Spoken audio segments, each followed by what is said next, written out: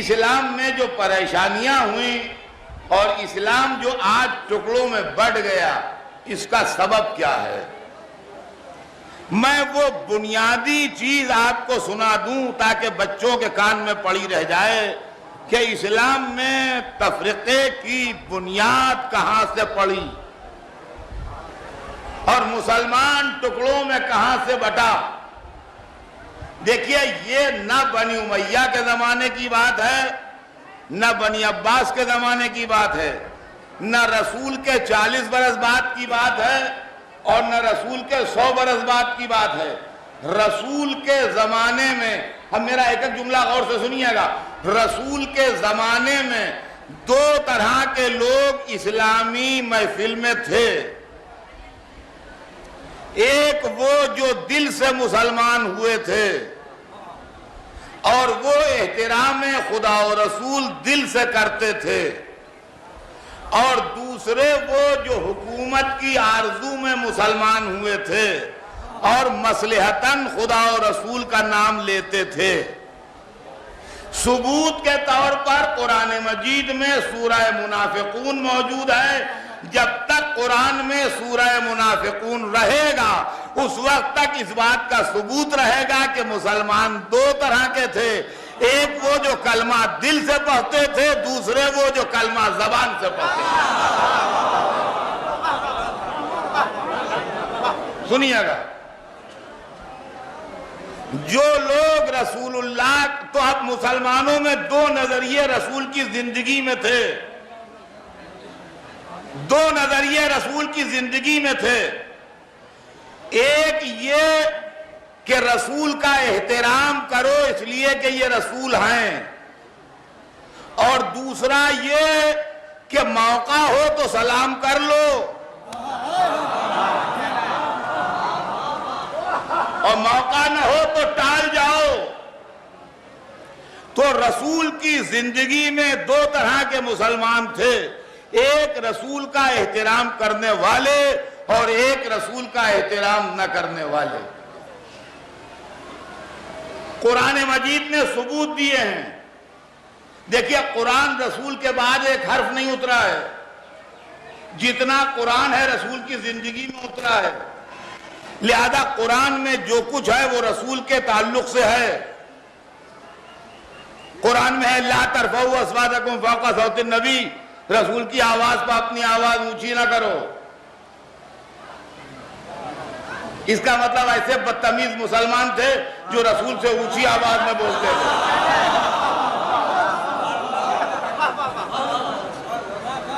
ما ضل صاحبکم وما غوی، تمہارا صاحب نہ گمراہ ہوا ہے نہ بہکی بہکی باتیں کرتا ہے۔ اس کا مطلب ایسے گمراہ تھے جو رسول کو گمراہ کہتے تھے اور ان کی باتوں کو بہکی باتیں کہتے تھے۔ قرآن میں ہے لا تقولوا رائنا، ہر زبان میں لفظیں ایسی ہوتی ہیں جس کے دو معنی ہوتے ہیں، ایک مسخرے پن کے معنی ہوتے ہیں، ایک سیدھے معنی ہوتے ہیں۔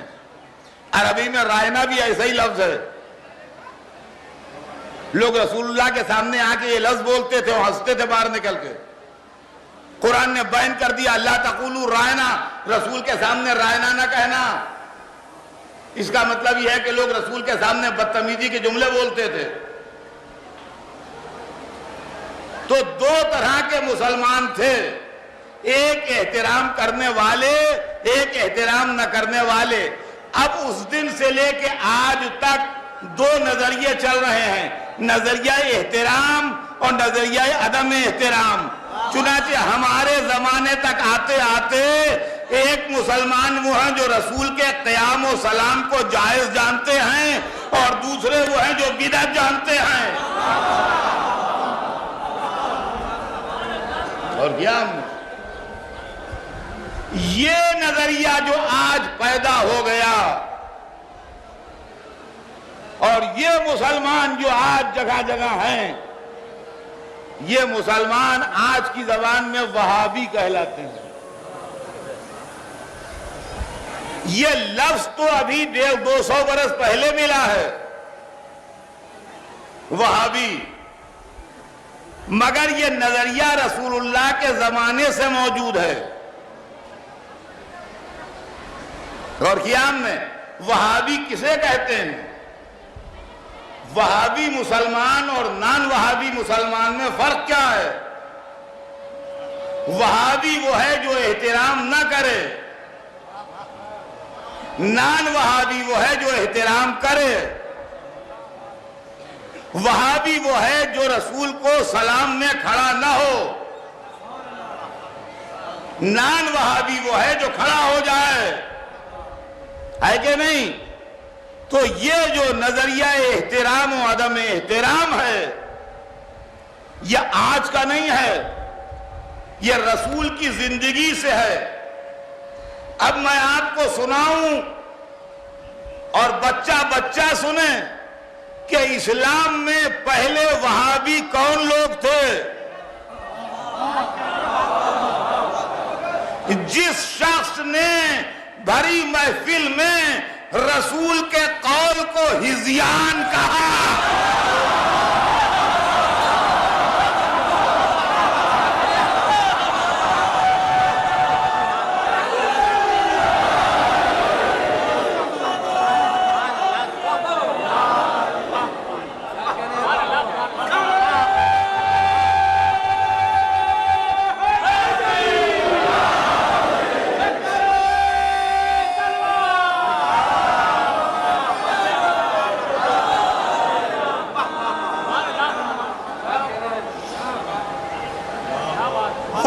اسلام میں پہلا وہابی ہے۔ سنیے، آئیے یہ رسول کی زندگی کی بات، رسول کی رحلت ہوئی، ٹائم دیکھیے گا ذرا، انتقال ہو گیا ہے اور میت دفن نہیں ہوئی ہے، اس کے بیچ کا ٹائم ہے، یعنی رسول کا انتقال تو ہو گیا مگر میت ابھی دفن نہیں ہوئی، ان بٹوین یہ دو۔ ایک صاحب مسجد النبی میں کھڑے تقریر کر رہے ہیں کہ جو خدا کی پرستش کرتا ہے سن لے کہ خدا زندہ ہے اور اسے کبھی موت نہیں آئے گی، جو محمد کی پرستش کرتا ہے وہ سن لے کہ محمد مر گئے۔ سوال یہ ہے کہ مسجد میں بڑے بڑے صحابہ موجود ہیں، کون محمد کی پرستش کرتا تھا جو آپ کو یہ کہنا پڑا کہ سن لے کہ محمد مر گئے؟ محمد مر گئے، یہی 1400 برس پہلے جو انہوں نے آواز دی تھی محمد مر گئے، آج تک وہاں بھی یہی کہہ رہے ہیں سلام کیسا محمد مر گئے، قیام کیسا محمد مر گئے۔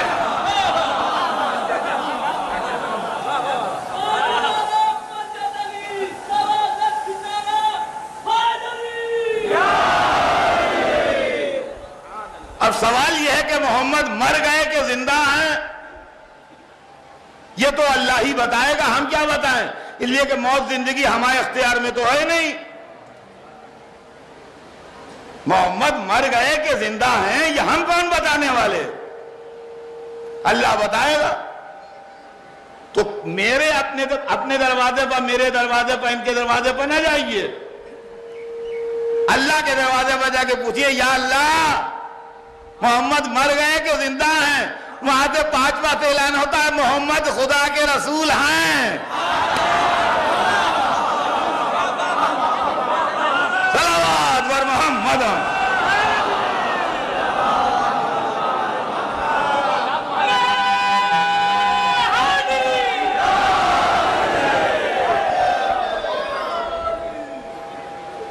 اب آئیے، تھوڑے دنوں کے بعد حج کے زمانے میں ایک صاحب کھڑے حجر اسود سے لڑ رہے ہیں، ہم اب پتھر سے لڑ رہے ہیں کھڑے ہوئے، ایسے عقل پر پتھر پڑے کہ آدمی سے آدمی کو لڑتے دیکھا تھا مگر آدمی کو پتھر سے لڑتے نہیں دیکھا تھا۔ یہ حج کے زمانے میں کھڑے پتھر سے لڑ رہے ہیں، حجر اسود سے۔ باتیں بھیڑ بھاڑ ہوتی ہے نا حج میں، تو یہ ڈیمارلائز کرنے کا ایک طریقہ ہے۔ وہاں کھڑے ہوئے ہیں اور کہہ رہے ہیں مجھے معلوم ہے تو ایک پتھر ہے، نہ کسی کو فائدہ پہنچا سکتا ہے نہ نقصان پہنچا سکتا ہے، چونکہ رسول نے تجھے چوما تھا اس لیے چومے لیتا ہوں۔ دیکھا آپ نے، وہی وہابی نظریہ۔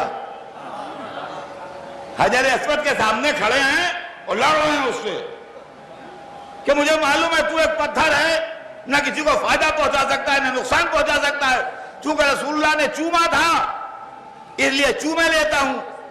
یہ سوچ کے لڑ رہے تھے کہ یہ پتھر تو لاوارث ہے،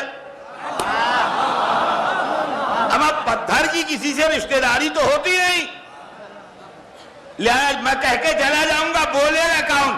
یہ بھول گئے تھے کہ کوئی مولود کعبہ بھی ہے۔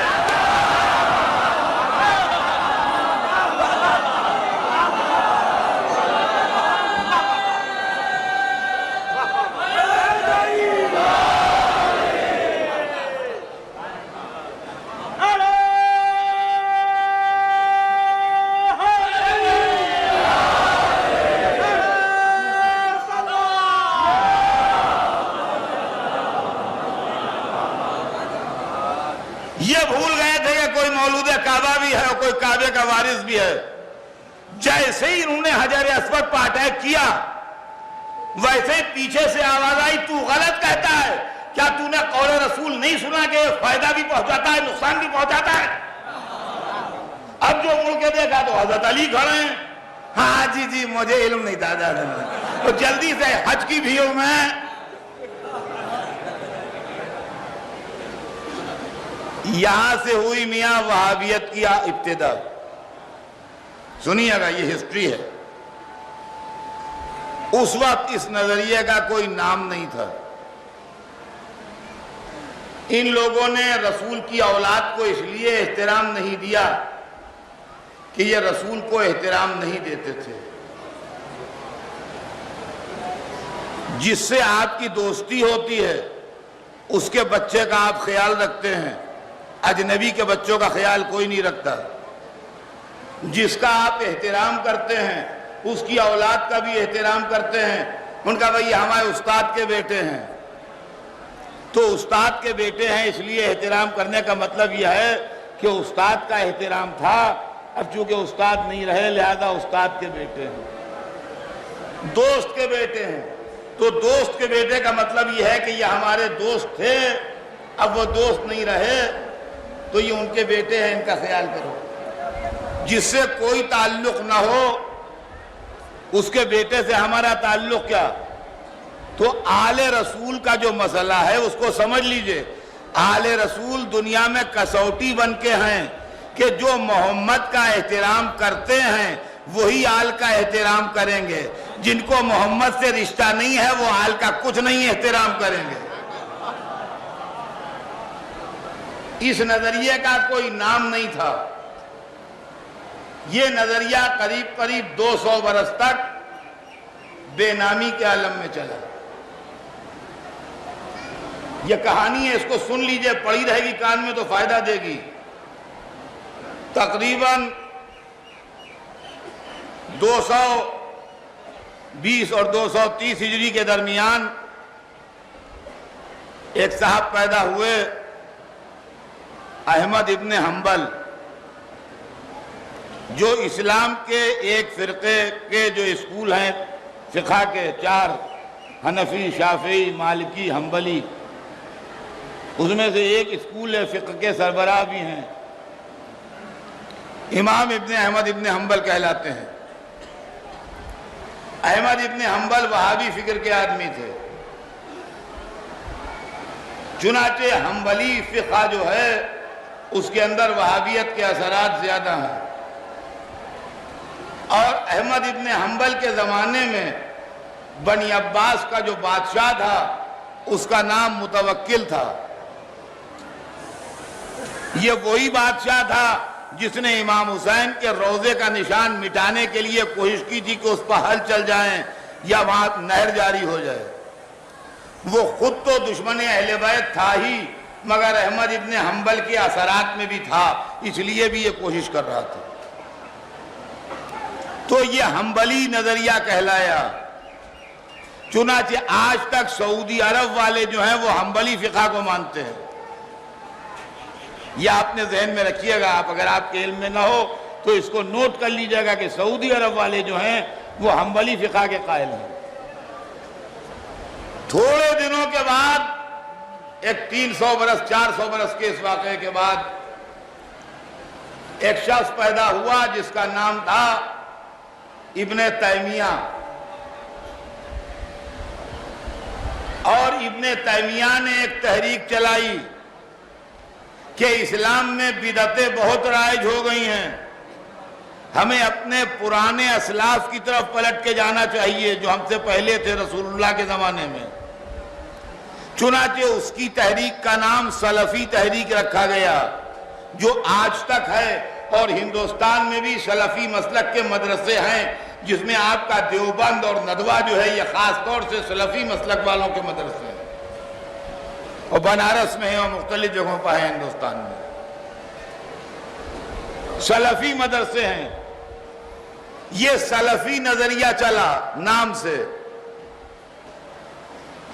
اس کے 400-500 برس کے بعد ایک شخص پیدا ہوا جس کا نام تھا محمد ابن عبد الوہاب نجدی۔ اس نے سلفی نظریے کو قبول کر کے اس کا پرچار شروع کیا، اور آل سعود ایک قبیلہ تھا جس نے اس کے ہاتھ پر بیعت کی، اور اس طریقے سے وہ خطرناک جنگجو قبیلہ اور یہ مولوی مل کے وہابیت کا پروپیگنڈا شروع ہوا، اور اس کا نام اب وہابیزم رکھا گیا۔ یہ وہابیزم جو ہے یہ 1400 برس سے ہے، اور اسلام میں ہر فتنے کی بانی ہے۔ چنانچہ آج کی دنیا میں جو فتنے ہیں، جتنے ٹیررسٹ ہیں، وہ سب اسی مسلک کے لوگ ہیں۔ جتنے طالبان ہیں وہ سب اسی مسلک کے لوگ ہیں، جتنے القاعدہ والے ہیں وہ سب اسی مسلک کے لوگ ہیں۔ غور فرمائیں آپ نے، اہل بیت کے چاہنے والوں میں اور اہل بیت کا احترام کرنے والوں میں اور عزاداری کرنے والوں میں نہ کوئی ٹیررسٹ ہے، نہ کوئی طالبان میں ہے، نہ کوئی القاعدہ میں ہے۔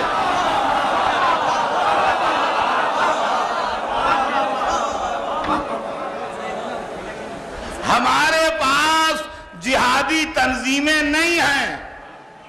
اس کی وجہ یہ ہے کہ ہمارے مسلک میں یعنی شیعہ مسلک میں یہ حرام ہے کہ 4 لونڈے جمع کر کے جہاد ڈکلیئر کر دیا۔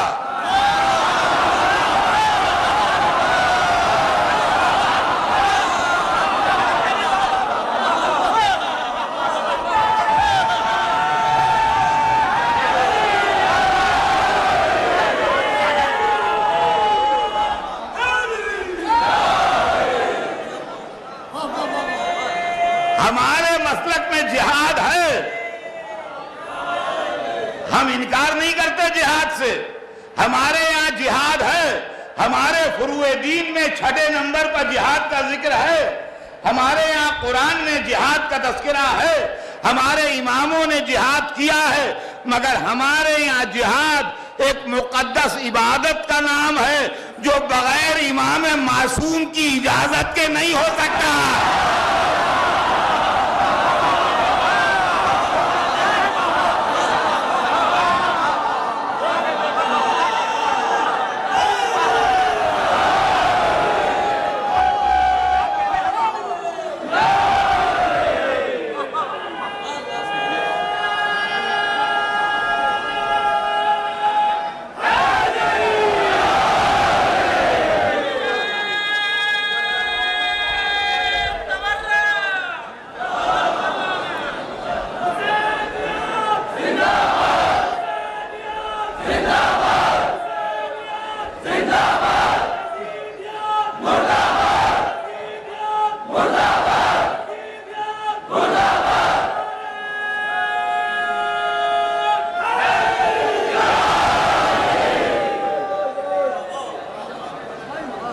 تو عزیزان گرامی، ہمارے پاس جہاد ہے، مگر ہمارے یہاں جہاد میں امام معصوم کی اجازت ہے، اور جب امام معصوم اجازت دے گا تو ظاہر معصوم ہے، مرضی خدا کا ترجمان ہے،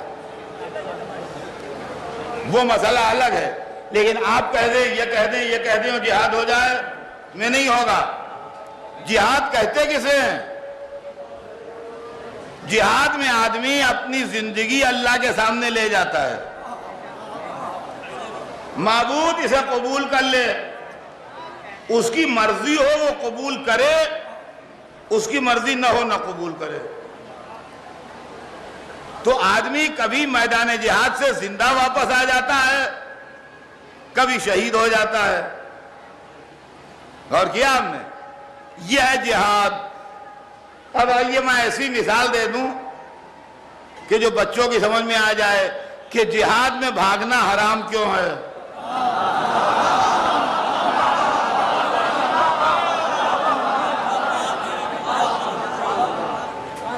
واللہ بہت عمدہ مثال ہے، مزے کی سنیے. ایک شکل تو یہ ہے کہ آپ نے مان لیجئے کہیں سے دکان آئی ہے یہاں درگاہ میں، بہت عمدہ برفی بناتا ہے. معلوم ہوتا ہے ہندوستان میں اس کی برفی کی دھوم ہے، اس سے زیادہ مزے کی برفی کوئی بناتا نہیں. تو اب ذرا ہر ایک وہاں بھیڑ لگی ہوئی ہے، اس کی ضرورت ہے، وہاں بھیڑ لگی ہوئی ہے دکان پہ برفی کی. تو ایک شکل تو یہ ہے کہ آپ اس لیے برفی لائے تھوڑی تھی کہ بھئی اطہر صاحب کو بھی کھلا دیں. تو اس صورت میں تو جب میں کھاؤں گا تو آپ کا دل خوش ہوگا، اور اگر نہیں کھاؤں گا تو دکھ ہوگا کہ ہم وہاں لائن میں لگ کے برفی لائے بھی ہم نے کھائی نہیں. اچھا دوسری شکل یہ ہے کہ آپ کو یہ پہلے سے معلوم تھا کہ میں ڈائیبٹک ہوں اور مٹھاس نہیں کھاتا ہوں. آپ کے ایک دوست برفی کا ڈبہ لیے ہوئے آ رہے تھے، کہنے کہ میں ڈبہ لاؤ ذرا ایک منٹ. کہنے کیا کرو گے؟ کہنے لاؤ تو صحیح. کہنے کیا کرو گے؟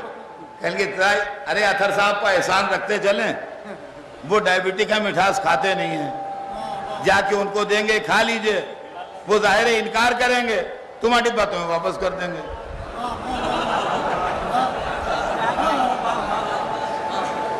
آپ ڈبہ لیے میرے سامنے آ گئے، اطہر صاحب برفی کھائیے. میں نے ہاتھ بڑھا دیا، جیسے ہی ہاتھ بڑھایا ڈبہ لے کے بھاگے.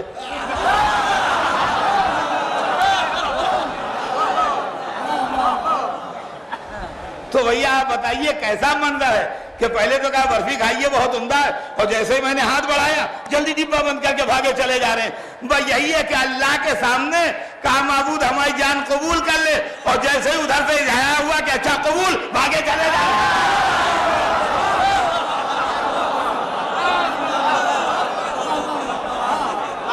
عزیزان گرامی، جہاد کی عظمت یہ ہے کہ جو جہاد میں آتا ہے میدان سے وہ پلٹ کے نہیں جاتا.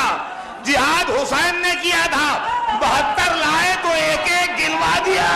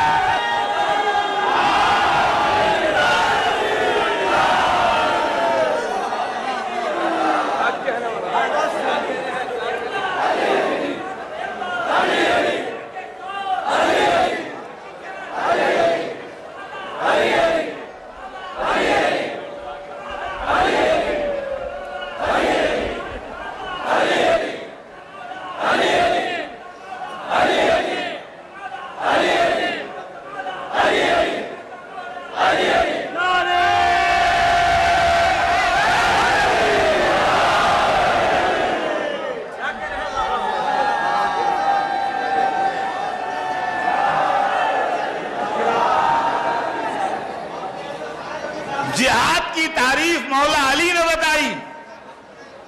جب جنگ احد میں لوگ میدان سے چلے گئے تو تھوڑے دنوں بعد جب حالات نارمل ہوئے اور پھر مسجد میں سب جمع ہوئے تو رسول نے ان لوگوں سے نہیں پوچھا جو چلے گئے تھے کہ تم کیوں چلے گئے. جو نہیں گیا تھا اس سے پوچھا کہ یا علی سب گئے تم کیوں نہیں گئے.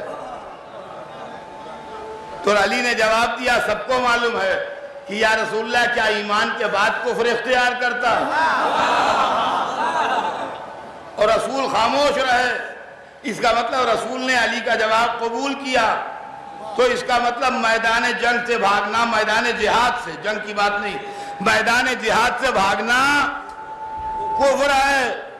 عجیب و غریب مسئلہ ہے میرے دوستو، ذرا آپ اس کو غور کیجئے گا کہ لوگ ہمیں کافر کہتے ہیں،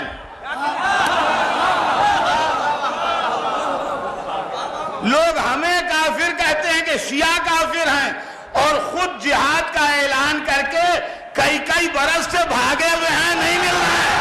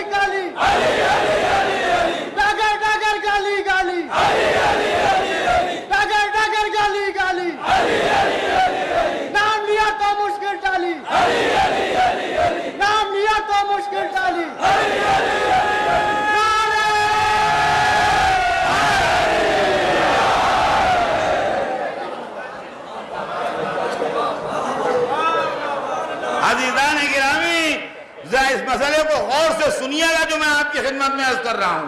عالم اسلام میں یہ مسلک، وہابی مسلک جس کا نام ہے، یہ 1400 برس سے ایک فتنہ ہے جس نے مسلمانوں کو بدنام کیا ہے۔ ان کے پاس بادشاہ ہوتے ہیں، ان کے پاس کشور کشا ہوتے ہیں، ان کے پاس مذہب کا بینر لگا کے اپنی حکومتیں بڑھانے والے تقدیر آزما ہوتے ہیں۔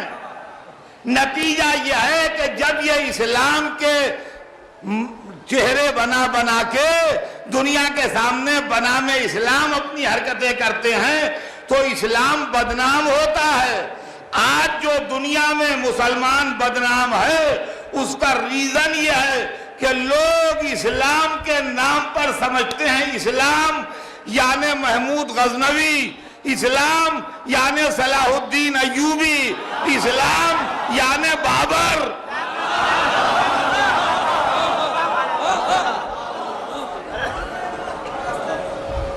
عزیزان گرامی، ہمارا فرقہ اکیلا وہ ہے جو 1400 برس سے لڑ رہا ہے اور یہ کہہ رہا ہے اسلام یعنی علی، اسلام یعنی حسین۔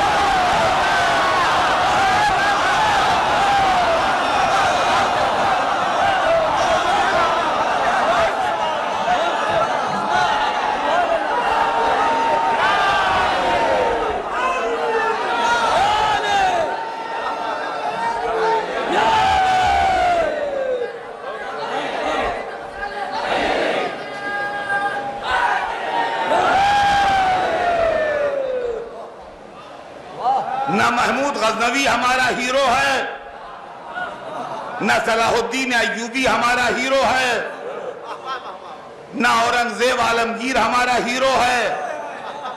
ہمارے یہاں کردار و سیرت جو ہے وہ عصمت کی بنیاد پر ہے، امامت کی بنیاد پر ہے۔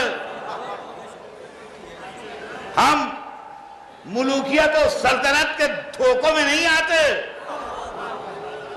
عزیزان گرامی، آپ سوچئے جو میں کہہ رہا ہوں۔ ایک آدمی غزنی سے چلتا ہے، غزنی افغانستان میں ہے، غزنی ایک شہر ہے افغانستان میں۔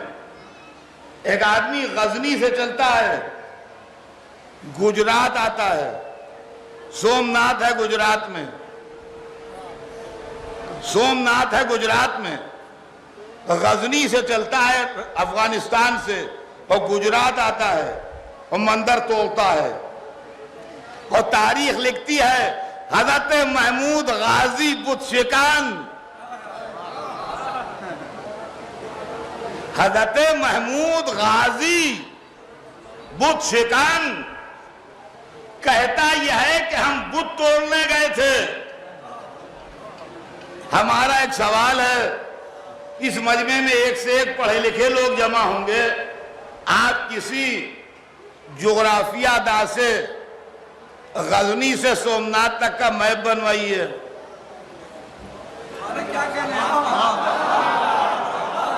غزنی سے افغانستان سے ہندوستان میں گجرات تک شو کرے وہ ایسا میپ بنوائیے. اور کسی ہسٹری والے سے کہیے کہ ہسٹری میں محمود کا روٹ لکھا ہے جس سے وہ آیا, اس روٹ کو ذرا اس پر دکھا دو لال لائن بنا کے کہ اس روٹ سے گیا ہے. سوال یہ پیدا ہوتا ہے کہ کیا غزنی سے سومنات تک کوئی مندر نہیں تھا؟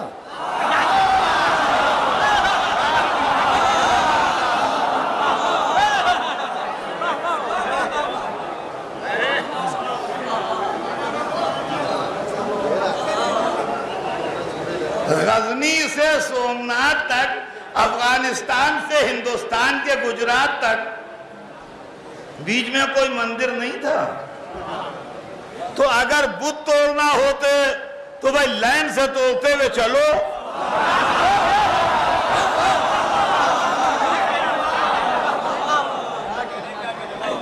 قصہ یہ ہے کہ وہاں یہ مشہور تھا کہ سومنات کے مندر میں جو بت ہے اس کے پیٹ میں جواہرات بھرے ہیں. بادشاہ سلامت کی نظر ان جواہرات پر تھی. اگر یہ کہتے کہ ہم جواہرات لینے جا رہے ہیں تو تاریخ لٹیرا لکھتی.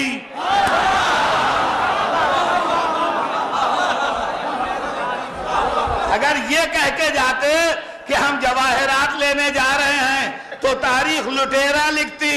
انہوں نے کہا ہم خدمت اسلام کے لیے جا رہے ہیں. بولے بھالے مسلمانوں نے غازی لکھ دیا.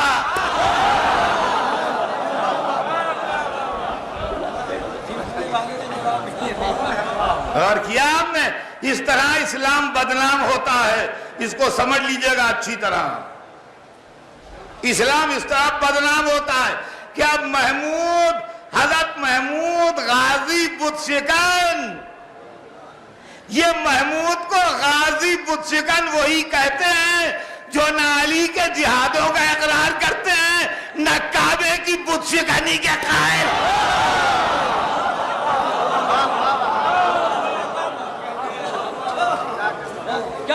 تو عزیزان گرامی, اسلام کو بدنام کیا ان لوگوں نے, اور ہم سے بڑھ کے کوئی اس چیز کا سمجھنے والا نہیں ہے.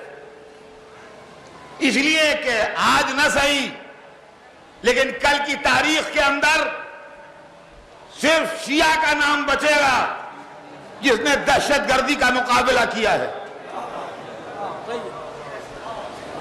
آج دنیا کے سپر پاورز کھڑے ہیں دہشت گردی سے لڑنے کے لیے, لیکن آج سے 1400 برس پہلے مولا علی وہ تھے جنہوں نے دہشت گردی کا مقابلہ کیا ہے. اگر آپ کو یقین نہ آئے تو آپ خوارج کا کیریکٹر پڑھیے. خوارج کا وہی کردار ہے جو آج طالبان کا ہے. گلے میں قرآن, ماتھوں پر گھٹے, دل میں عداوت علی.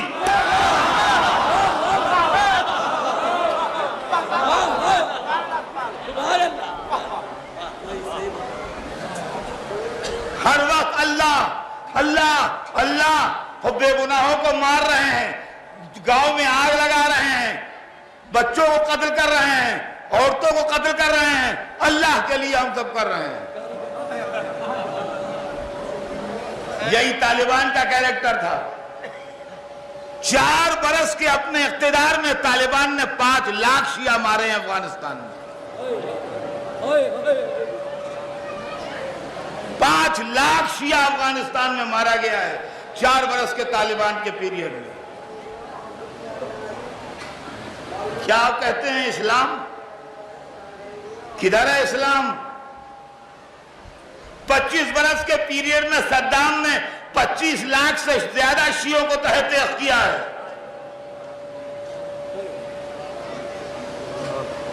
قبریں نکل رہی ہیں جس میں 450 500 300 میتیں, سب شیعہ بچوں, عورتوں, مردوں کی میتیں ہیں. اور عزیزان گرامی, یہ وہ ہیں جو اپنے علاوہ ہر ایک کو کافر سمجھتے ہیں؟ آئیے میں آپ کو کل کی خبر سناؤں. کل جمعہ تھا.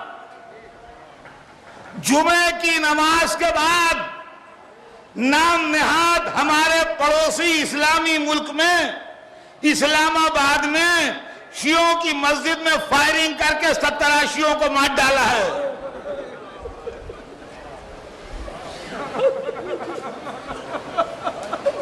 کل کے جمعے میں جو گزرا ہے 17 شیعہ اسلام آباد میں مسجد میں شہید ہوئے ہیں. قصور ان کا کچھ نہیں ہے، صرف یہ کہ شیعہ ہیں. کیا فراڈ ہے، کیا دھوکہ ہے اسلام کے نام پر، اور اس کے بعد سارے مسلمان چپ ہیں. علماء اسلام کو صاف سون گیا ہے جو کہتے نہیں کہ یہ قتل کرنے والے کافر ہیں. ہم اگر علم اٹھا لیں تو کافر ہیں، وہ مسلمانوں کو مار ڈالیں تو مومن ہیں.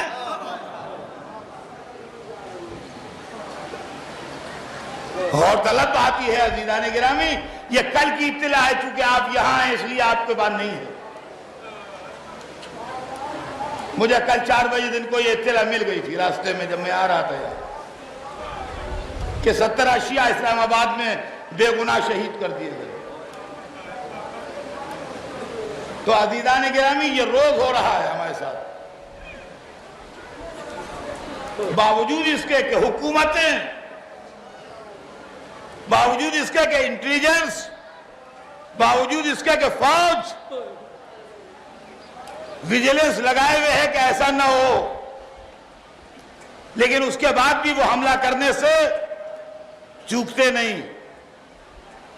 ایک طرف وہ حملہ کرنے سے چوکتے نہیں اور دوسری طرف ہمارے بھولے بھالے لوگ اتحاد بین المسلمین کی دہائی دینے سے باز نہیں آتے.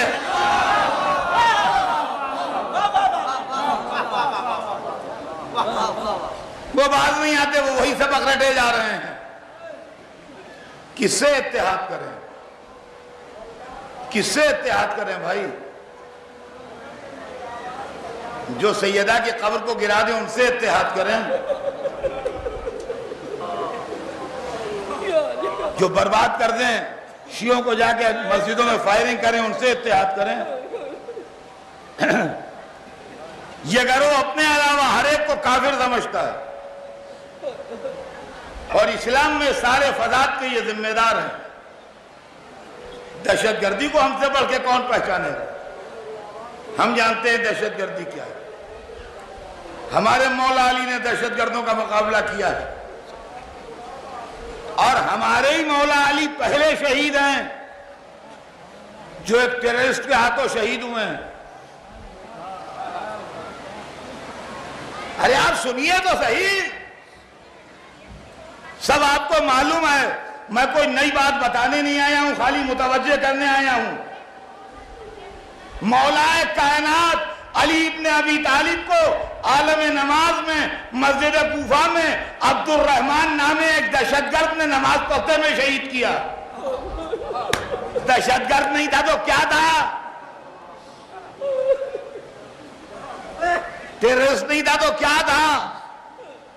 تو دنیا آج ٹیررزم کا شکار ہوئی ہے.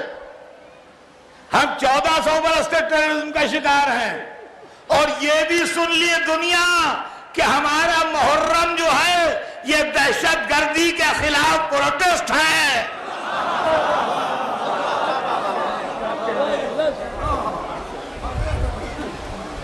یہ دہشت گردی کے خلاف پروٹیسٹ ہے. یہ وہابی مسلک جو ہے اس کے 4 پلر ہیں. بس سنیے چلتے چلتے بچوں کے کان میں بات پڑی رہے. یہ وہابی مسلک جو ہے اس کے 4 پلر ہیں. یہ 4 ستونوں پر کوئی عمارت ٹھہری ہوتی ہے، تخت کے 4 پائے ہوتے ہیں. ویسے ایک پلر کا نام ہے عدم احترام، کسی کا احترام نہ کرو. ایک دوسرے پلر کا نام ہے عدم توسل، کسی کو وسیلہ نہ بناؤ۔ تیسرے پلر کا نام ہے عدم شفاعت، یعنی شفاعت کا قائل نہ ہو۔ چوتھے پلر کا نام ہے عدم آثار۔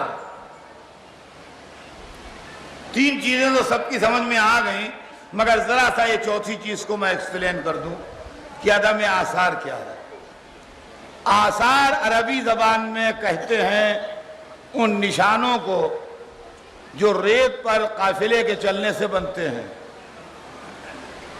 جن کو دیکھ کے دوسرے قافلے راستے پر چلتے ہیں۔ یہ لفظ بنا تھا اس لفظ معنوں کے لیے، لیکن بعد میں وہ چیزیں جن کو دیکھ کے کسی کی یاد تازہ ہو ان کو آثار کہا جانے لگا۔ جیسے ہم کہیں کہ آپ دلی جائیے تو مغل شہنشاہوں کے آثار دکھائی دیں گے، تو اب قلعہ ہے، جامع مسجد ہے اور عمارتیں ہیں، تو ان کو دیکھ کے مغل بادشاہوں کی یاد آتی ہے۔ آپ لکھنؤ آئیے تو آپ کو شیعہ نوابوں کے آثار دکھائی دیں گے کہ انہوں نے کیسے کربلا میں امام باڑے بنوائے۔ تو یعنی وہ مذہبی عمارتیں دیکھ کے شیعت کے آثار ہیں، یہ لفظ آثار۔ تو وہابیت کا چوتھا پلر یہ ہے کہ آثار مٹاؤ، روضہ کھود ڈالو۔ کوئی گھر یہاں رسول اللہ پیدا ہوئے ان کا جلدی کھودو، اسے حرام ہے۔ یہ درخت جو لگایا یہ پہلے یہاں پر رسول اللہ نے لگایا تھا، جب سے یہاں لگا ہوا ہے آج تک وہی درخت کی نسل سے یہ درخت ہے، ان کا جلدی کاٹو اسے، حرام۔ یہ چار چیزیں ہیں ان کے یہاں: عدم احترام، عدم توسل، عدم شفاعت اور عدم آثار۔ اب آئیے دو جملے سن لیجئے، بات تمام ہو۔ عدم احترام کہ احترام نہ کرو، میاں بس اللہ، یہ بڑی داڑھی، بس اللہ، خبیث صورت، منڈی بھی مونچھے، بڑی بھی داڑھی، بس اللہ۔ کیا ایسی شکل کا اللہ والا ہوتا ہے؟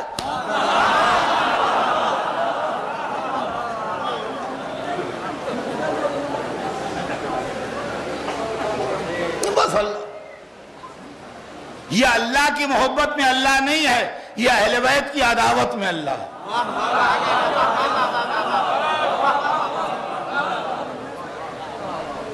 جو اللہ کی محبت میں اللہ کہتے ہیں ان کے چہروں پر نور ہوتا ہے، جو اہل بیت کی عداوت میں اللہ کہتے ہیں ان کے چہروں پر پھٹکار ہوتی ہے۔ سمجھے آپ؟ بس میاں اللہ۔ اب سن لیجئے اور دیکھیں، اس کے اندر یہ بھی میں آپ سے بتاتا چلوں کہ بہت سے اپنے لوگ بھی اس مصیبت میں جا رہے ہیں۔ ہندوستان میں وبا بھی کم ہے، میں لڑ رہا ہوں ساری دنیا میں اس سے۔ شیعہ پوچھتے ہیں، شیعہ، کہ عباس کے علم کے پھریرے کو چومنا جائز ہے کہ نہیں؟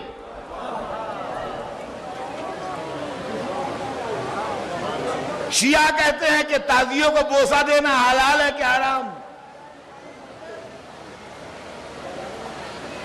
آپ کو خبر نہیں ہے، آپ ہندوستان میں رہتے ہیں، باہر بڑی آفت مچی ہوئی ہے۔ پورے 2 مہینے 8 دن ہم سے اسی بات پر لڑائی ہوئی ہے کہ وہ لوگ کہہ رہے تھے کہ نجاست کے عالم میں گھس جاؤ روزے کے اندر، ہم کہہ رہے تھے نہیں، پاک ہو کے جاؤ۔ سمجھے آپ؟ یہ ہے معاملہ، لڑائی جاری ہے، ابھی ختم نہیں ہوئی ہے۔ تو ہم بھی میدان میں ڈٹے ہیں، اس لیے کہ باطل جب اپنا باطل نہیں چھوڑتا تو حق اپنا حق کیوں چھوڑے؟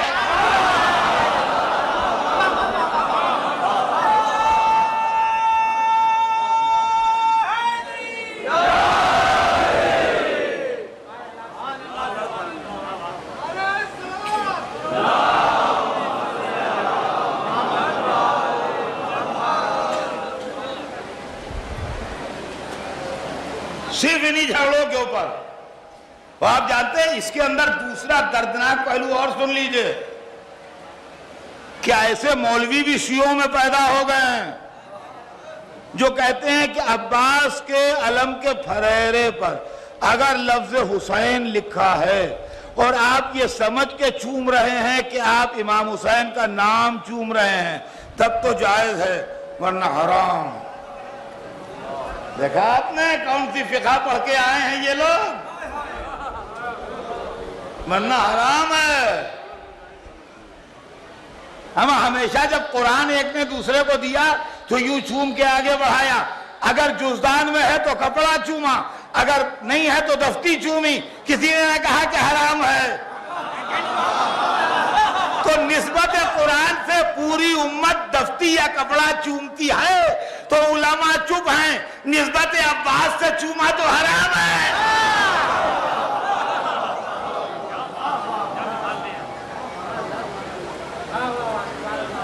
تو یہ حالات آج کل پیدا ہیں. ان حالات کا ہمارا مقابلہ ہے اور لوگ ہمارے بھی پیچھے پڑے ہوئے ہیں, ہم ان کے پیچھے پڑے ہوئے ہیں.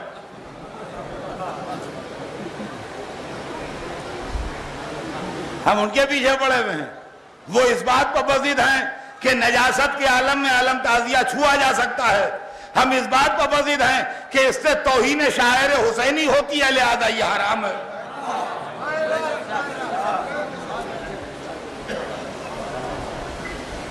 وہ اس بات پر بضد ہیں کہ آدمی ہو کے گھوڑے کے چومنے کے کیا معنی. ہم اعتراض کرتے ہیں کہ اگر یہی اصول ہے تو آدمی ہو کے پتھر کو چومنے کے کیا معنی.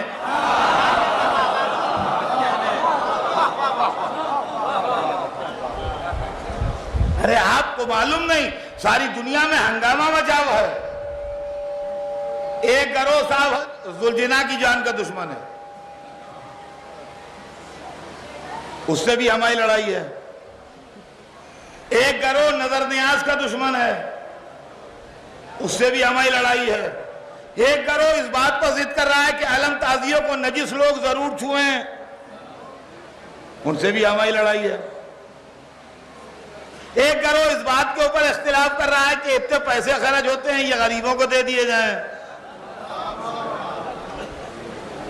ان سے بھی ہماری لڑائی ہے. تو ہماری لڑائی تو سب سے ہے. خیر ہماری آپ کی دوستی رہے.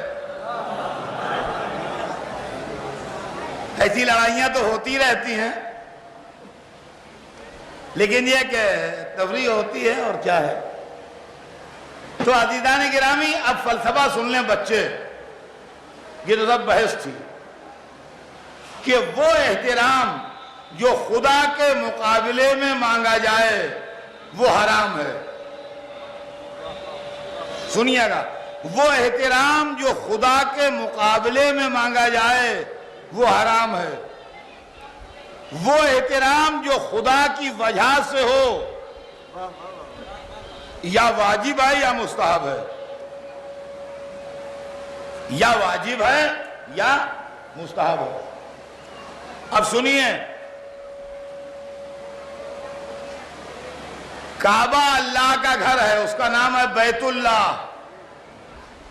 کعبہ اللہ نہیں ہے مگر اس کا احترام واجب ہے.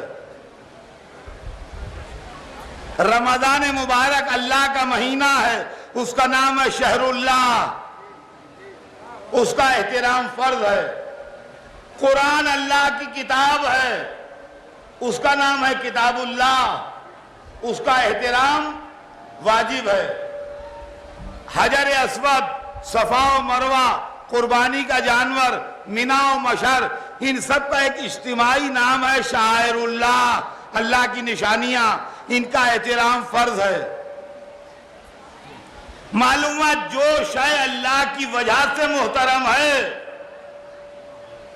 اس کا احترام واجب ہے. جو شے اللہ کے مقابلے میں لائی جائے اس کا احترام حرام ہے.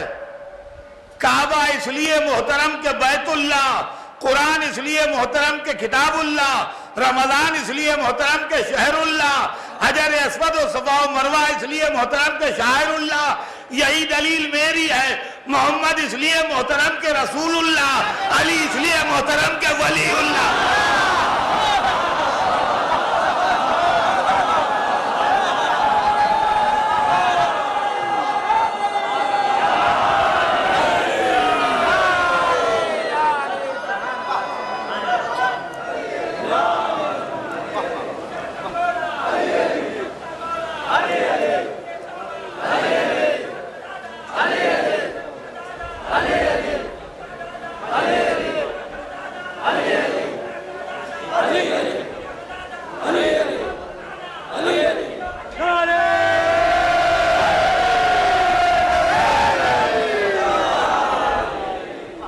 حجاب سنیے گا، کعبہ محترم ہے اللہ کی وجہ سے، کعبے پر جو پردہ پڑا ہے وہ محترم ہے کعبے کی وجہ سے، قرآن محترم ہے اللہ کی وجہ سے، قرآن میں جو جزدان ہے وہ محترم ہے قرآن کی وجہ سے۔ یہی عزاداری کا فلسفہ ہے، عباس محترم ہے اللہ کی وجہ سے، علم محترم ہے عباس کی وجہ سے۔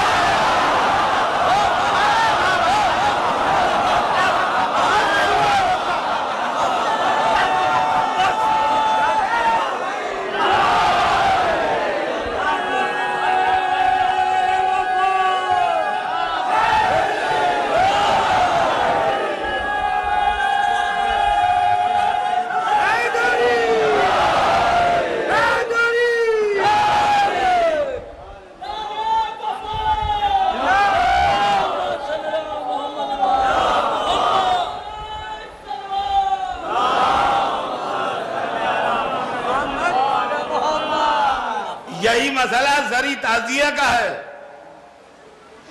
حسین محترم ہے اللہ کی وجہ سے، زری تعزیہ محترم ہے حسین کی وجہ سے، فرمایا آپ نے یہ سلسلہ احترام ہے۔ تو عزیزان گرامی ایک چیز ہے احترام، اور ہم کو احترام کا حکم دیا ہے قرآن نے، وہی آیت جو میں نے پڑھی ہے وَمَن يُعَظِّمْ شَعَائِرَ اللَّهِ، جو اللہ کی نشانیوں کا احترام کرے۔ اب آئیے دوسرا فلسفہ ان کا ہے عدم توسل، کوئی وسیلے کی ضرورت نہیں بھائی، اللہ کے ہوتے یا علی کیسا، اللہ کے ہوتے یا حسین کیسا، اللہ کے ہوتے علی کون، اللہ کے ہوتے رسول کون، اللہ کے ہوتے حسین کون۔ دو عزیزان گرامی پر دو جملے سنیے، بات آگے بڑھے، کہ اگر قیامت کے دن ہم اس جرم میں پکڑ گئے،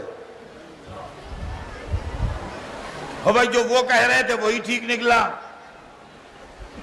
اور مشیت ہم ہی سے برہم ہو گئی کہ لے جاؤ اس کو جہنم میں، بدماش ہمارے ہوتے علی کو پکارتا تھا، ہمارے ہوتے محمد کو پکارتا تھا، ڈال دو جہنم میں اس کو، مشرک ہے۔ تو میاں ہوگا تو وہی جو وہ کہیں گے، اس کے خلاف تو ہوگا نہیں، مگر بھیا ایک جملہ کہے بغیر ہم جہنم میں بھی نہ جائیں گے کہ معبود پہلی غلطی تجھ سے ہوئی ہم سے نہیں ہوئی، اگر ایسے ہی وسیلے کا دشمن تھا تو دین ڈائریکٹ بھیجا ہوتا، پیغمبروں کے وسیلے سے نہ بھیجتا۔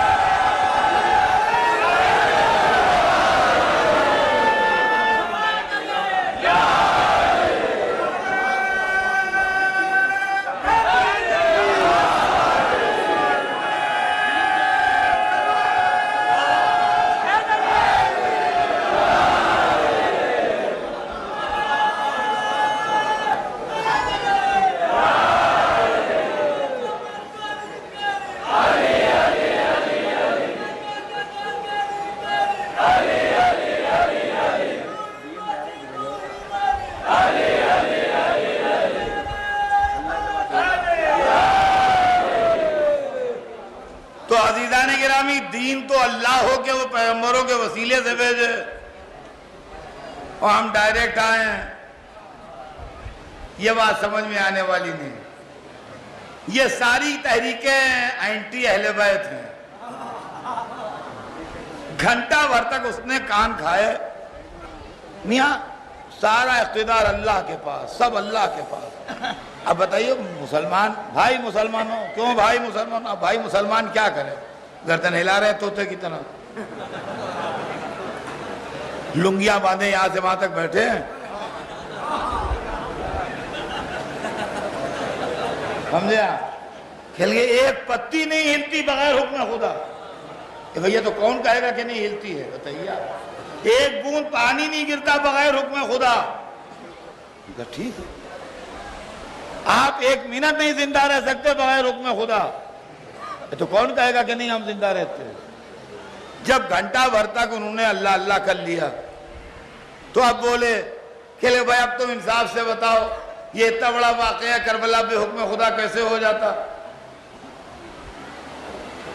جو کچھ ہوا اللہ کی مرضی سے ہوا. اب اس میں کسی کو برا کہنے سے کیا فائدہ؟ جو یزید کو لوگ برا کہتے ہیں، سب کہتے ہیں ارے جو ہوا چپ کے بیٹھو، اللہ کی مرضی ہے. اب سمجھے آپ خدا خدا کا معاملہ کیا تھا؟ باعثوں کے لیے اللہ نے ہمارے ایسے پیدا کیے. ہم نے کہا مولانا بالکل صحیح کہا آپ نے، بے حکم خدا پتی نہیں ہلتی تو واقعہ کربلا کیسے ہو جائے گا؟ واقعہ کربلا بھی اللہ کی مرضی سے ہوا. لیکن ایک بات سن لیجئے کہ جب پتی نہیں ہلتی بغیر حکم خدا اور ایک بوند پانی نہیں گرتا تو اتنے بڑے بڑے عالم کیسے اڑ جائیں گے بے حکم خدا؟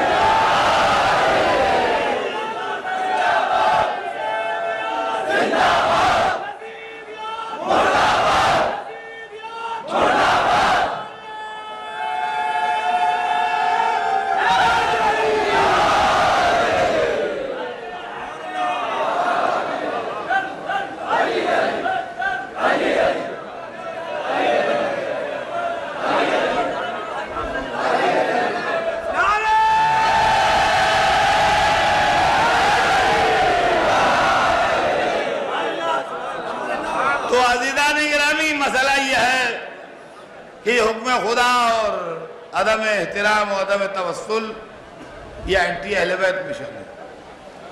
اب آئیے تیسری چیز کہ شفاعت نہیں ہوگی. یہ بھی اہل بیت کی دشمنی میں ہے. تھرو آؤٹ وہی ہے سب. اس لیے کہ ہم یہ کہتے ہیں مولا علی بخشوائیں گے، ان کے پاس کوئی کینڈیڈیٹ ایسا ہے نہیں جو بخشوانے کے لیے ہو.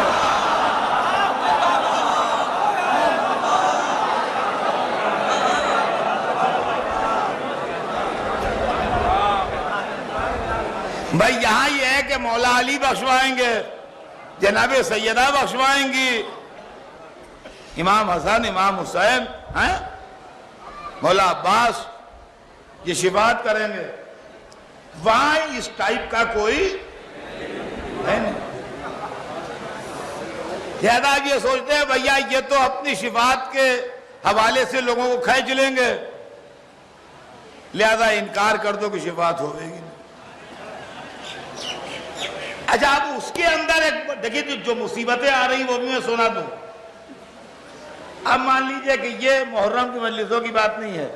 ہماری کیا 30-40ویں کی مجلسیں ہوتی ہیں.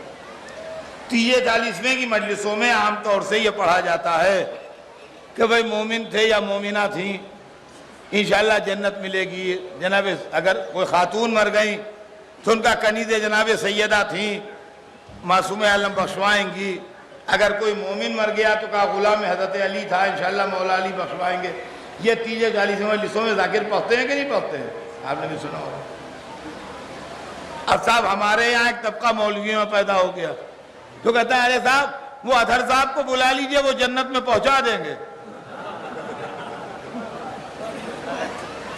اے بھیا ایک شیعہ مومن عزادار محب اہل بیت مر گیا، اب آپ ہی بتائیے کہاں پہنچائیں.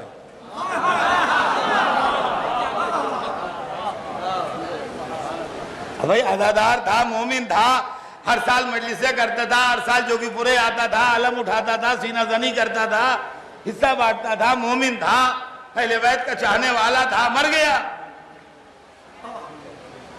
تو اب کہاں پہنچا ہے بتا دیں؟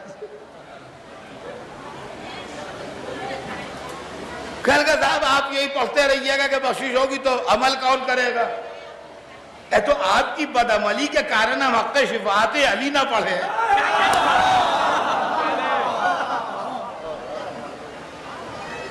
یہ تو کوئی بات نہ ہوئی۔ اب یہ بھی دو جملوں میں بچے سن لیں کہ دیکھیے دو چیزیں ہیں، ایک کا نام ہے عقیدہ، ایک کا نام ہے عمل۔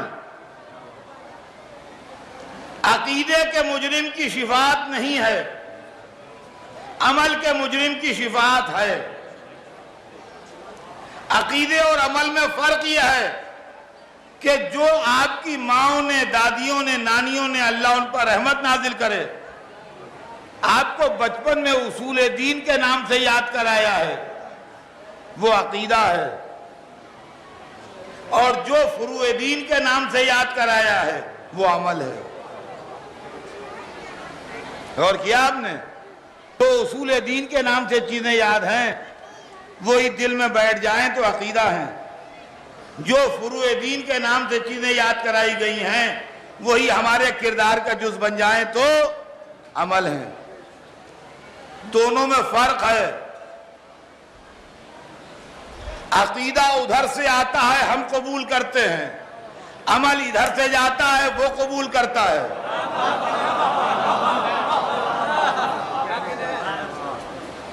سنیے، عقیدے میں ہے اصول دین، اول توحید، اللہ ایک ہے، عقیدہ ادھر سے آ رہا ہے، قبول ہمیں کرنا ہے۔ دوسرے عادل کے وہ عادل ہے، عقیدہ ادھر سے آ رہا ہے، قبول ہمیں کرنا ہے۔ تیسرے نبوت، چوتھے امامت، پانچویں قیامت، سب ہمیں کو قبول کرنا ہے، آیا ادھر سے ہے۔ جی، اور فروع دین وہ ہیں جو ادھر سے جاتے ہیں اور اسے قبول کرنا ہے۔ نماز ہم پڑھتے ہیں، اسے قبول کرنا ہے۔ روزہ ہم رکھتے ہیں، اسے قبول کرنا ہے۔ حج ہم کرتے ہیں، اسے قبول کرنا ہے۔ زکوٰۃ و خمس ہم دیتے ہیں، اسے قبول کرنا ہے۔ جہاد کو ہم نکلتے ہیں، اسے قبول کرنا ہے۔ عقیدہ وہ ہے جو ادھر سے آئے اور ہم قبول کریں، عمل وہ ہے جو ادھر سے جائے اور وہ قبول کرے۔ اب خالی ایک بات رہ جاتی ہے، وہ سن لیجئے کہ یہ محبت اہل بیت کا ہے میں ہے، عقیدے میں کہ عمل میں؟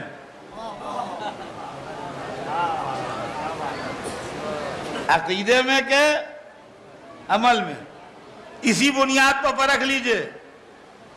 اگر ہم نے کہا ہو کہ اجر رسالت محبت اہل بیت ہو اور اسے قبول کرنا ہو تو عمل میں ہوگی، اور اگر قرآن میں آیت بن کے آئی ہو اور ہمیں قبول کرنا ہو تو عقیدے میں ہوگی۔ بس ایک مشورہ بچوں کو دے دوں اور بات آگے بڑھ جائے۔ دیکھیے، ایسی بات کبھی نہ کیجئے جس پر لوگ ہنسیں۔ جوگی پورے کی درگاہ سے کچھ بسیں جا رہی تھیں بگرے کی درگاہ، 10-12 بسیں تھیں جو جوگی پورے کی درگاہ سے بگرے کی درگاہ جا رہی تھیں۔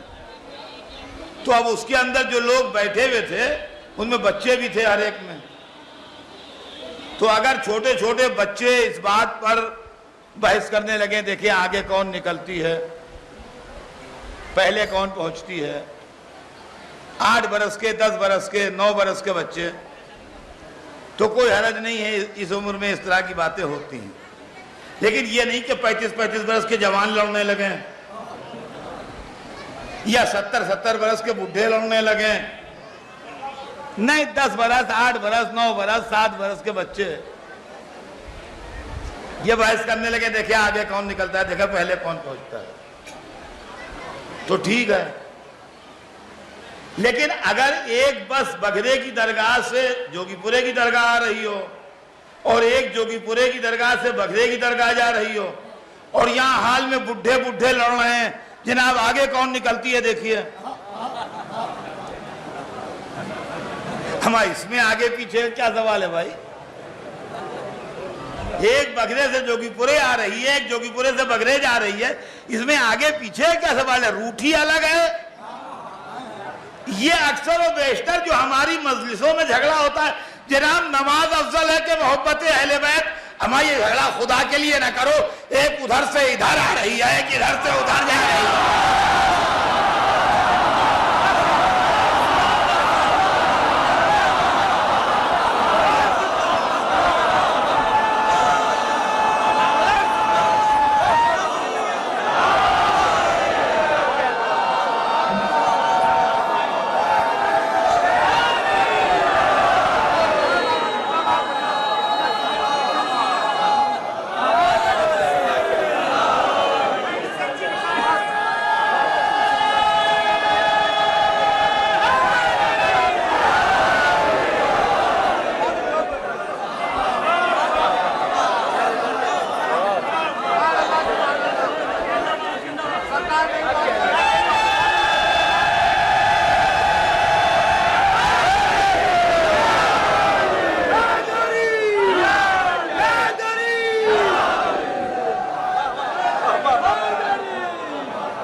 تو عزیزان گرامی،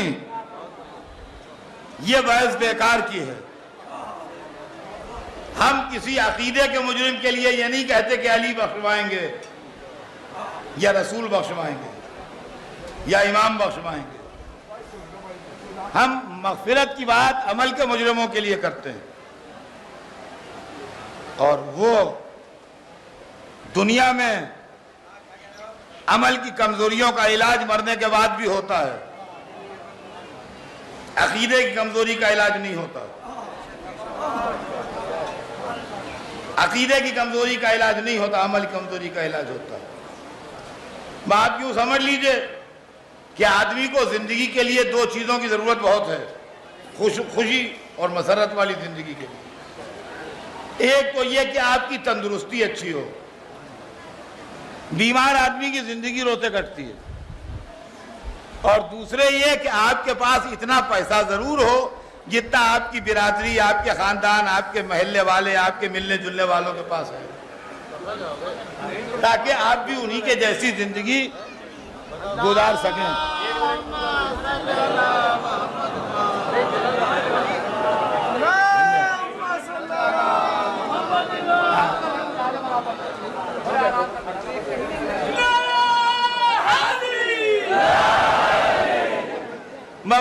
بات مختصری ہو رہی ہے، بس اب ختم پا ہے۔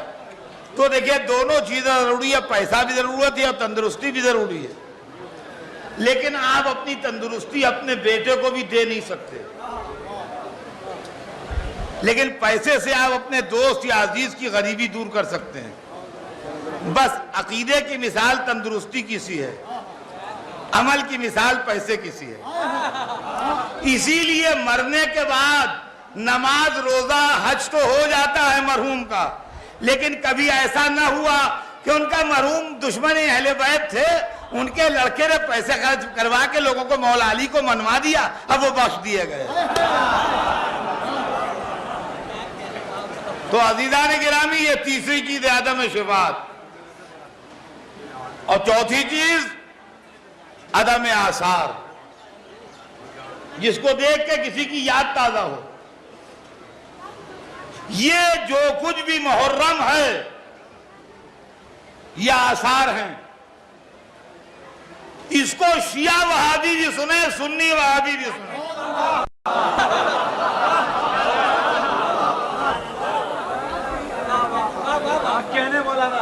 سمجھے آپ؟ دونوں سنیں۔ علم کو دیکھ کے وفائے عباس کی یاد تازہ ہوتی ہے، زری و تعزیے کو دیکھ کے شہادت حسین کی یاد تازہ ہوتی ہے، نذر نیاز کو دیکھ کے 3 دن کی بھوک کی یاد تازہ ہوتی ہے، سبیل کو دیکھ کے 3 دن کی پیاس کی یاد تازہ ہوتی ہے۔ زنجیریں جو لگتی ہیں یہ یادگار ہے پشت سید سجاد کی.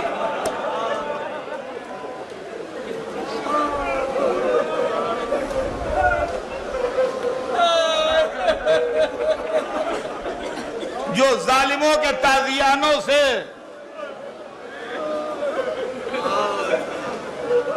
لہو لہو تھی. ذوالجنا جو ہے وہ یادگار ہے اس ذوالجنا کی جس پر حسین بیٹھ کے خیمے سے رخصت ہوئے تھے. گہوارہ یاد ہے 6 مہینے کے علی اصغر کی.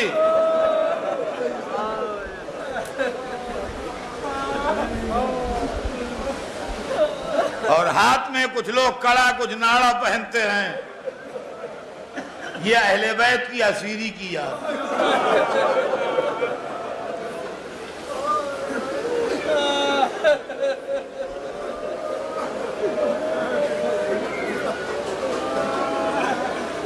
ہمارے ہاتھ میں جو یہ ناڑا ہے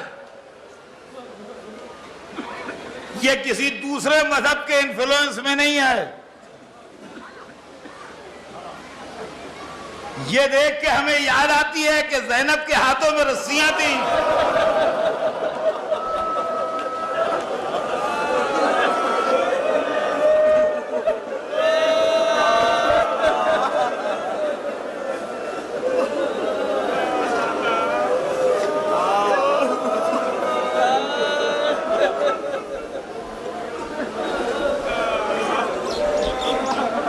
بہت سے لڑکے کڑے پہنے ہیں ہاتھوں میں. یہ سرداروں یا ہندوؤں کے انفلوئنس میں نہیں ہے. یہ بات آ رہی ہے سامنے اس لیے پڑھ رہا ہوں. یہ اس لیے ہے کہ سید سجاد کے ہاتھ کی ہتھکڑی یاد ہے.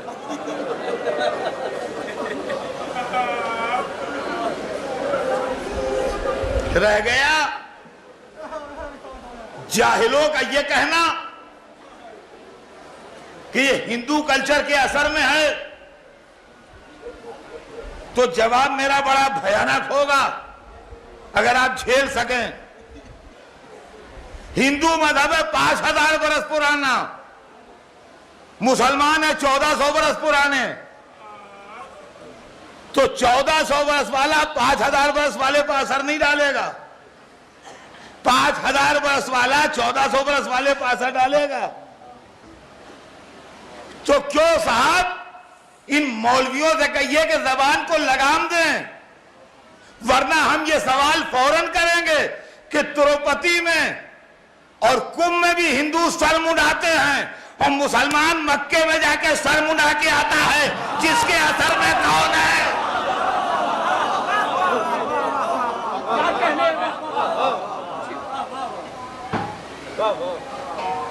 یہ کیا بات ہوئی؟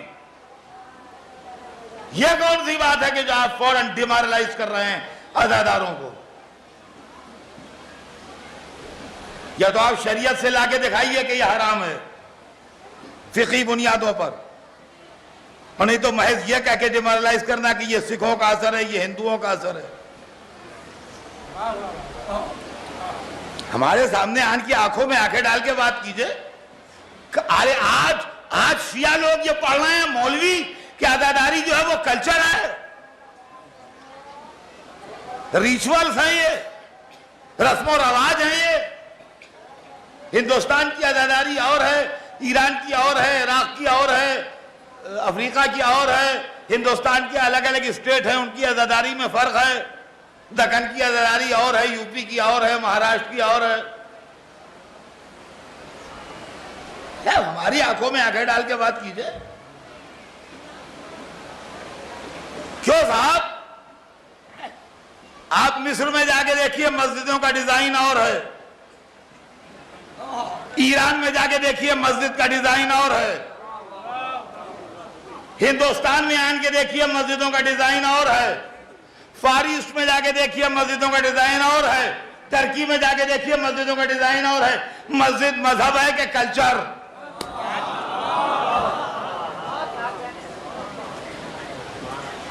جہاں جہاں مسجد بنی وہاں لوکل جو فن تعمیر تھا اس کا اثر پڑا، لیکن ساری مسجدوں میں اللہ اکبر کامن ہے۔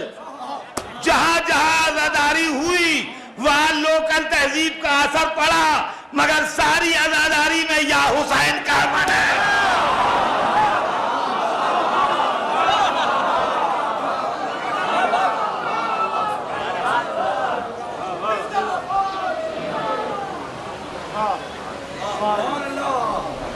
یہ میں آپ کو آگاہ کر رہا ہوں، یہ میں آپ کو خبردار کیے دے رہا ہوں کہ ایسے سوالات آ رہے ہیں سامنے، تو ان سے ہوشیار رہیے گا۔ آثار اسلام میں ہیں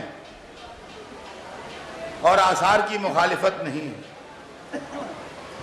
قرآن میں لفظ تابوت سکینہ ہے، ایک ایسا صندوق تھا جس میں تبرکات انبیاء تھے۔ اگر اسلام آثار کا دشمن ہوتا تو تبرکات انبیاء کے ضائع کرنے کا حکم ہوتا، بچا کے رکھنے کا نہ ہوتا۔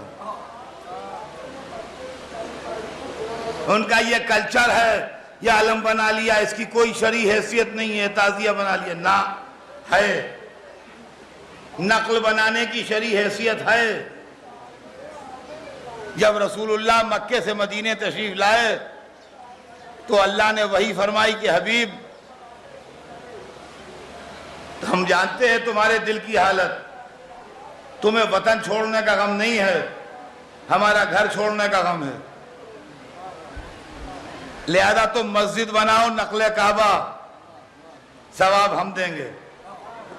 معلومہ اسلام نے سب سے پہلے نقل بنانے کی اجازت دی، اور پتہ یہ لگا کہ اگر کوئی شے دنیا میں ایک ہو، ہر جگہ پہنچ نہ سکے، ہر ایک اس تک جا نہ سکے، تو اس کی نقل بنائی جاتی ہے۔ کعبہ ایک ہے، جہاں جہاں مسلمان گئے وہاں نقل کعبہ مسجد بنائی۔ روضہ حسین بھی ایک ہے، جہاں جہاں شیعہ گئے نقل روضہ حسین کربلا بنائی۔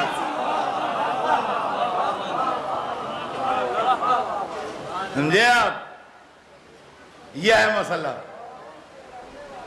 تو عزیزان گرامی، یہ عزاداری ہے، ہماری جانیں نثار ہو جائیں، یہ پورے یہاں سے وہاں تک آثار ہیں جو بکھرے ہوئے ہیں۔ ہم قربان ہو جائیں ان 3 دن کے بھوکوں پیاسوں پر۔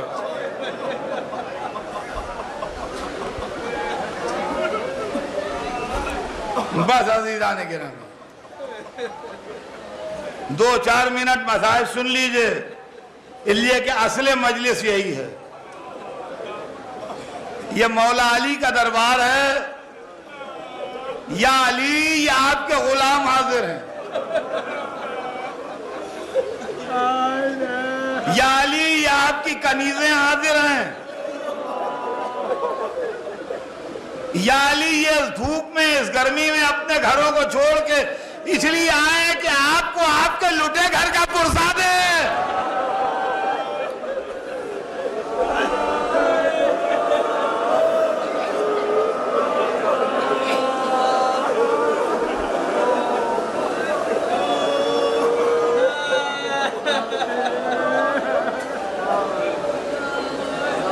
یا علی، کربلا میں آپ کا بھرا گھر لٹ گیا۔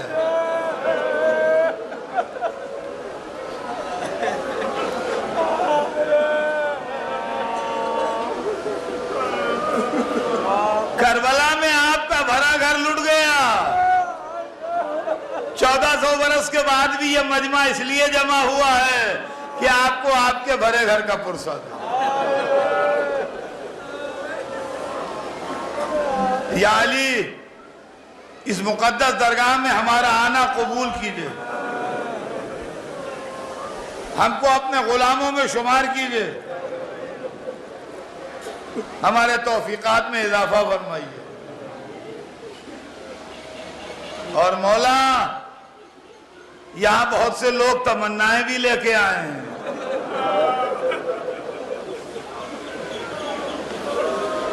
آپ کے در سے تکمیل تمنا ہوتی ہے۔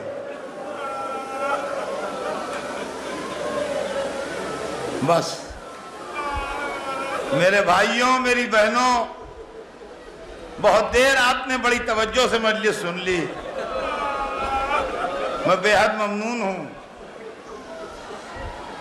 وقت بھی تمام ہے،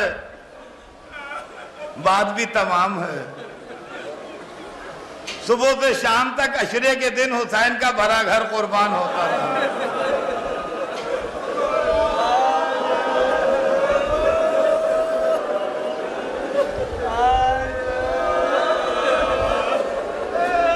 پہلے دوست قربان ہوئے، پھر عزیزوں کی باری آئی، عزیز قربان ہوئے، پھر دل کے ٹکڑوں کی باری آئی، یہاں تک کہ ایک وقت وہ بھی آیا جب تصویر حسن قاسم کو حسین نے گلے لگا کے رخصت کیا اور بہت روئے۔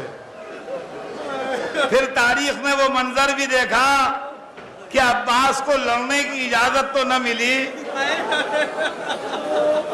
مگر پانی کے لیے جانے کی اجازت ملی۔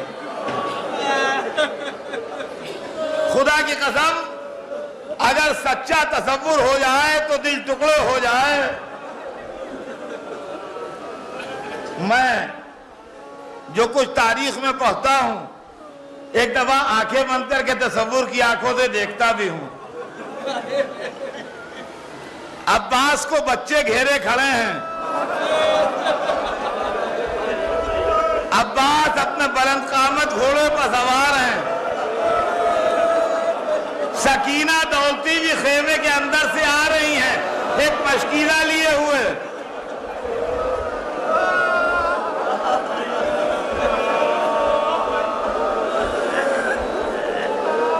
چار برس کی ننھی بھتیجی اپنے ننھے ہاتھ اٹھا کے چچا کو مشق دے رہی ہے، اور بلند قامت چچا اپنے بلند قامت گھوڑے سے جھک کے مشق لے رہا ہے۔ بس یہ عباس و سکینہ کی آخری ملاقات ہے۔ اس کے بعد نہ عباس نے سکینہ کو دیکھا، نہ سکینہ نے عباس کو دیکھا۔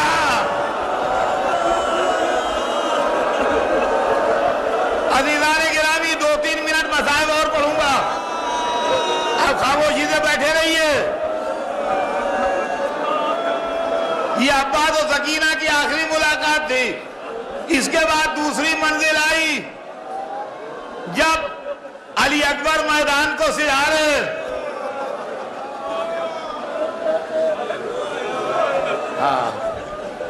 اور اس کے بعد پھر آخری منزل تھی جب در خیمہ سے حسین علی اصغر کو لے کے جا رہے تھے۔